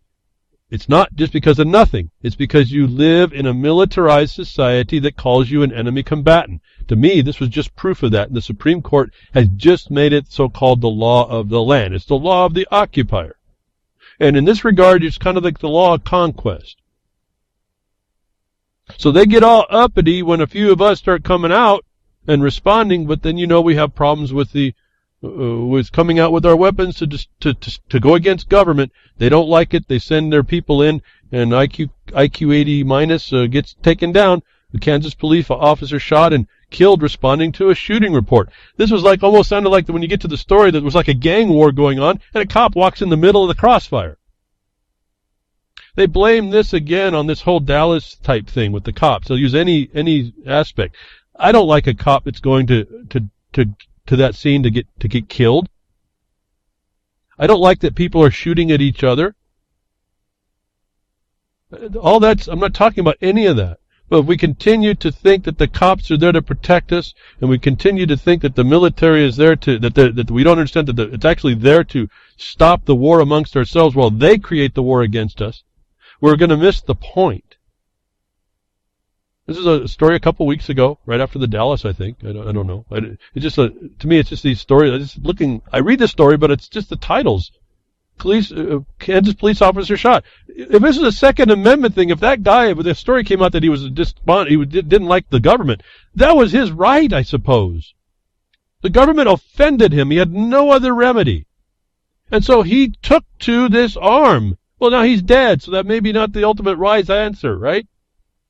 Somebody else dies. That may not be the ultimate wise answer. It didn't stop the government that oppressed him. That may be not, and he's not maybe here to fight another day in the proper way to fight. So we've got to look at this stuff and answer to these problems that we are faced when we consider the Second Amendment thing that Rutherford's saying this is maybe not the time for that revolution that way.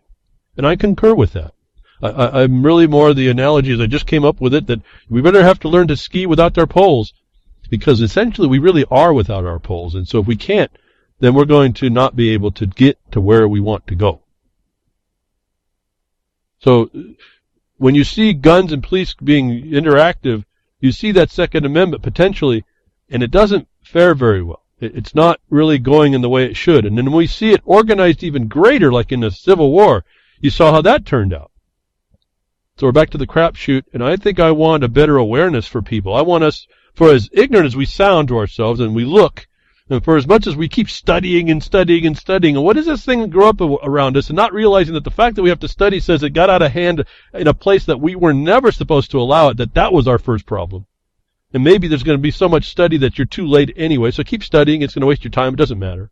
Instead of engaging somewhere and learning what this system is about. To find out whether or not you have a remedy or not. Because this is what Kansas, Colorado said. If we have a remedy in the courts for our harm, then we have no need to go to war. That's what they said.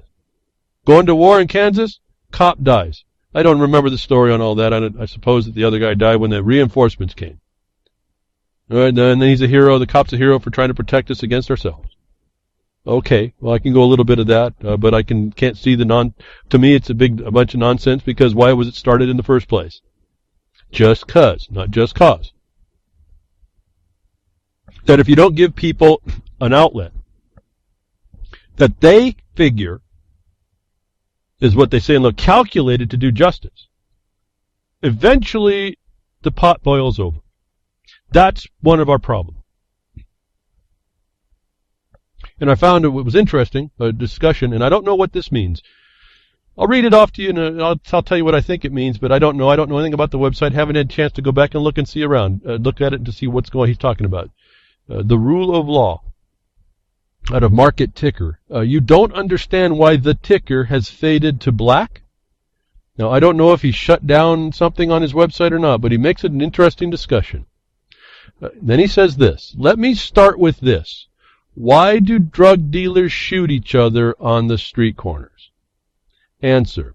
Joe the drug dealer cannot call the cops and tell them that Jack the drug dealer ripped him off and sold him a bag of oregano instead of weed. Joe also can't sue Jack.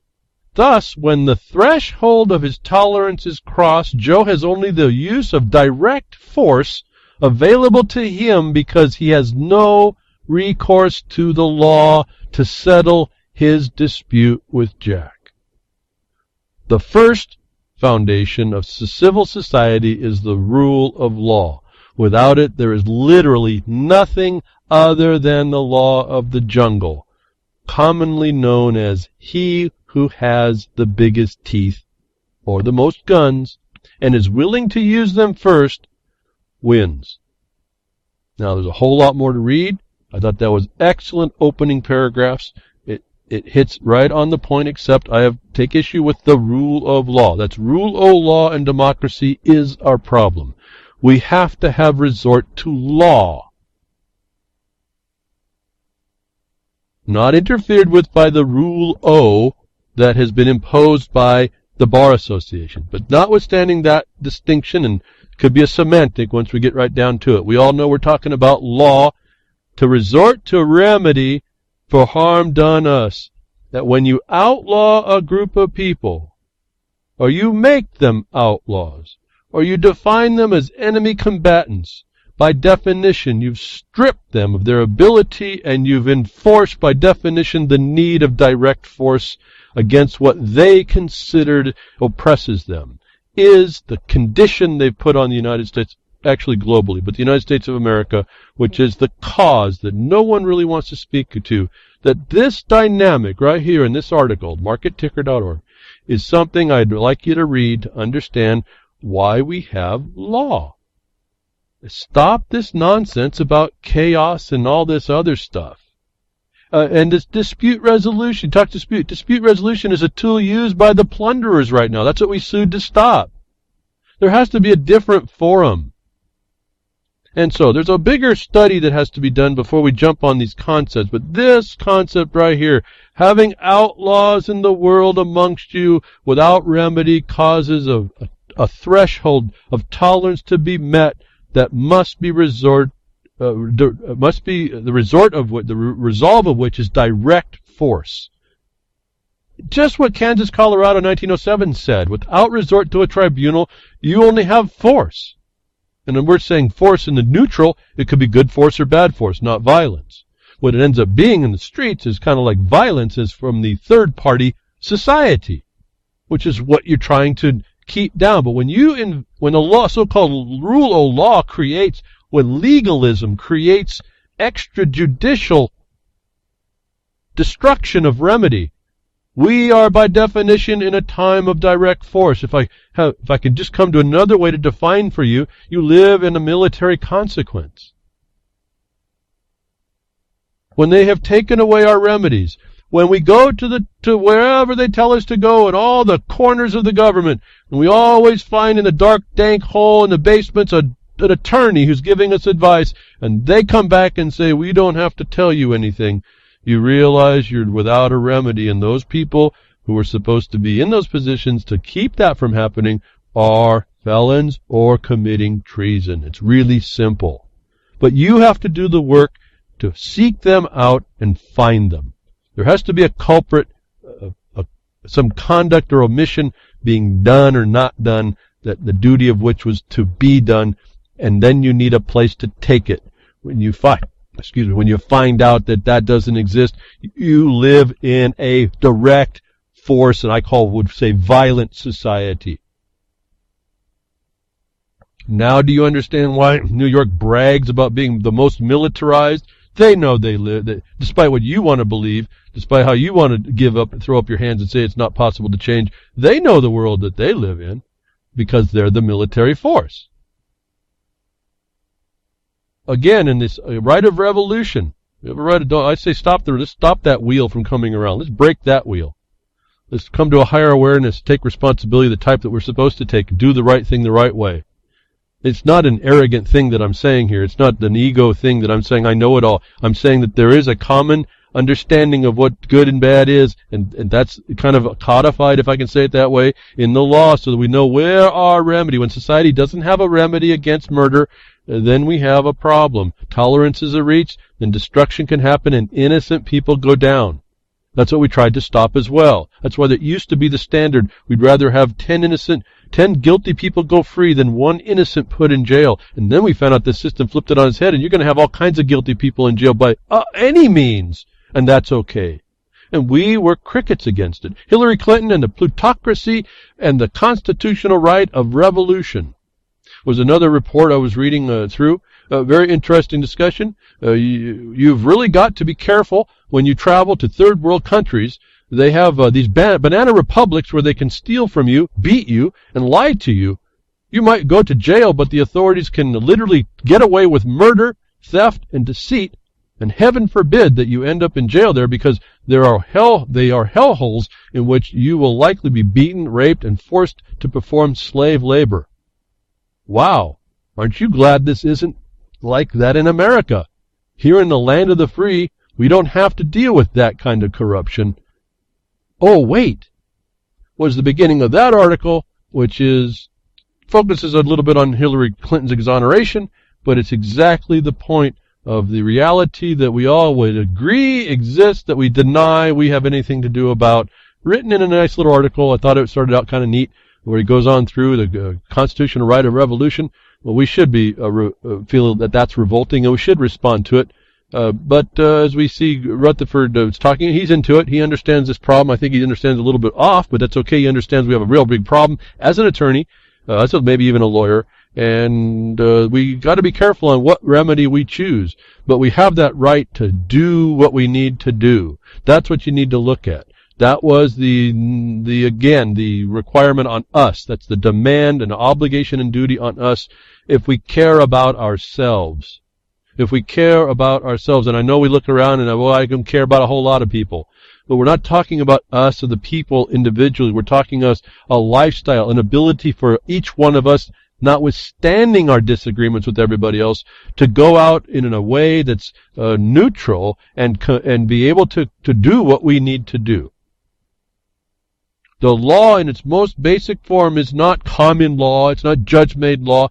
It's the ability to have remedy against harm done. And I'm suggesting to you strongly, it is an international provision. It is a natural response. And it was in the article I just mentioned. When you are denied remedy, you reach a tolerance at some point when you will revolt. And this revolt is that you can't do it that way. You've gone too far as well. But that's where they want you to they keep that pressure on you. That this is a natural consequence that so-called civil society was supposed to stop, because we did have resort to the courts of impartial and justice. Not what's being put on us. And it was our duty to stop it when we saw it. Even to the point that I'm telling you, we have paperwork and proof to show that the local sheriff is supposed to be the constitutional sheriff. That's just a term. They're all constitutional. They take an oath of office. He's a criminal. He will not stop systemic crime. That's treason. This is our reality now. It's not an opinion. Not now. I mean, the proof is there. It's not opinion. It's a reality. We can get beyond it. Now, what are we going to do about it? Oh, we can all say, I'm going to go fishing. I'm going to go walk in the river or the creek. I'm going to go I'm going to go hiking, biking. We can do all that. And we can live our life out and hope we get about through it, and I guess we will. A lot of us will do what we will do. But the society will be crumbling down around us. And at some point, you will be stopped by what you want to do. This is where I got involved. I have been stopped in something that the law says I am granted to do. And some people in these legal entities decided that they were someone that had a right to say no. And yet they can't produce title. And I went to the same code that they are agreeing that is the objective basis. They call a statute. And I said, well, your action and your inaction is 2 felonies, 1 each. And we know that now. And so does the criminal, when you told the bank robber to stop, do you think they care? No, you have to have some force of something to stop them because they're going to continue. They're criminals. And a caucustocracy is that proof that you live and are ruled by people, the worst of which rule over you. And you sit as crickets. And to sit as crickets, you're then a part of aiding and abetting the crime and walking in the conspiracy and criminal acts against you.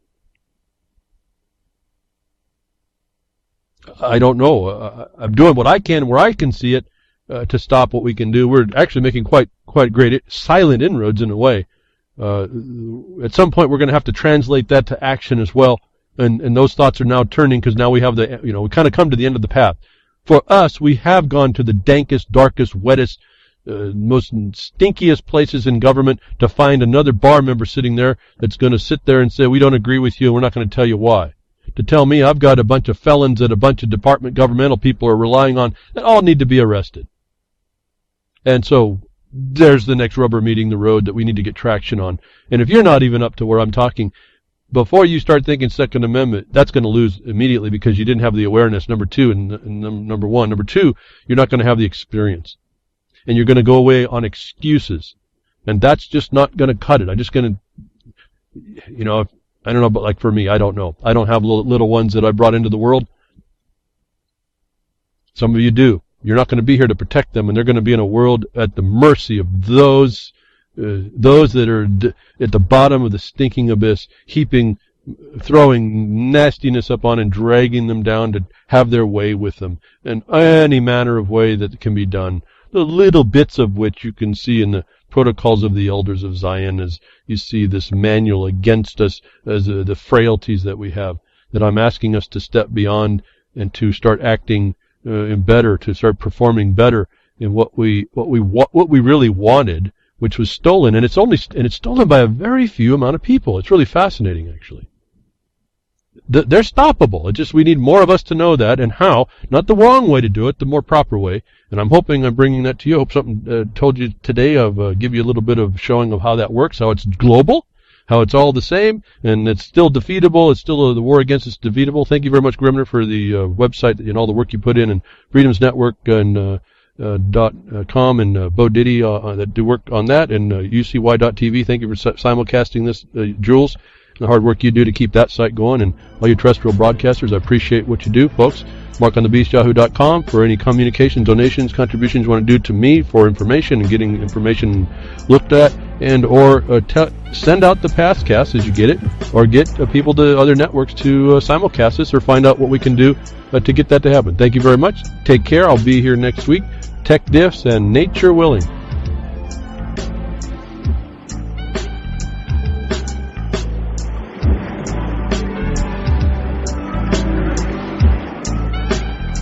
Well, that's another lesson. I hope with today's information you can take it to those that misbehave. From behind the woodshed, leaving his mark on the beast, this is Hal Anthony. Till next time, journey with purpose.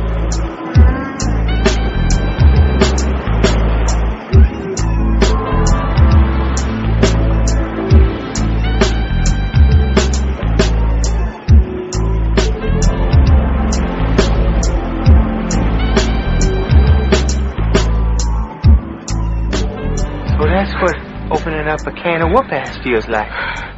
Son, you just opened a whole case of whoop-ass.